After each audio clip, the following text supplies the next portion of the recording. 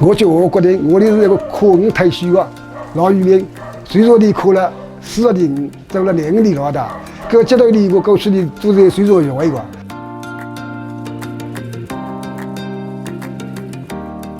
2个蛐蛐呢，放在2个绳的大腿上，把绳拉上去，上面会给它上面呢好做钙化了，好做事了。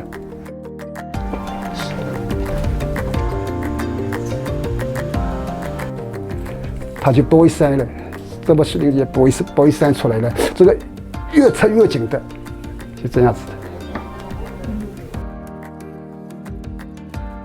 大水用的越拉越紧的，拉越大的时候，风越大的时候，越拉越紧，越拉越紧。我一共大概有300个左右吧，我只学了200多个。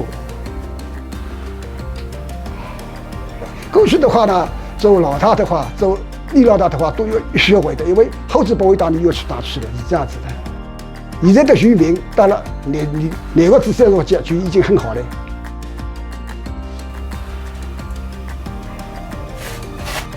想什么做什么，想什么做什么，这个是心想出来做出来的。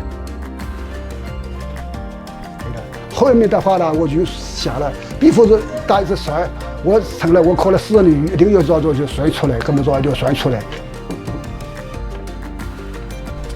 那个房子，我过去住过的房子啊，住了20年的房子，我就是给他房子给他做出来的。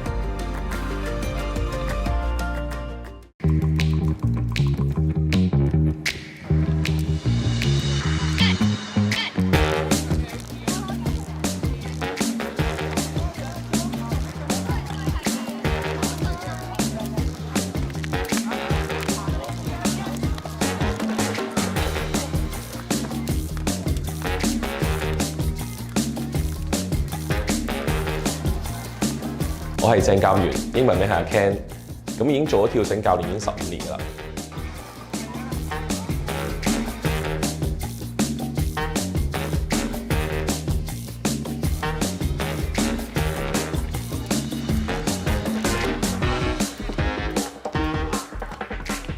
跳繩其實好多變化嘅，喺我哋平時比賽當中咧，都好多嘅項目，譬如有一啲單人嘅比賽項目啦，會鬥花式啦，或者鬥個人嘅速度啦，咁亦都有一啲係團體嘅，可能3個人或者5個人一組嘅。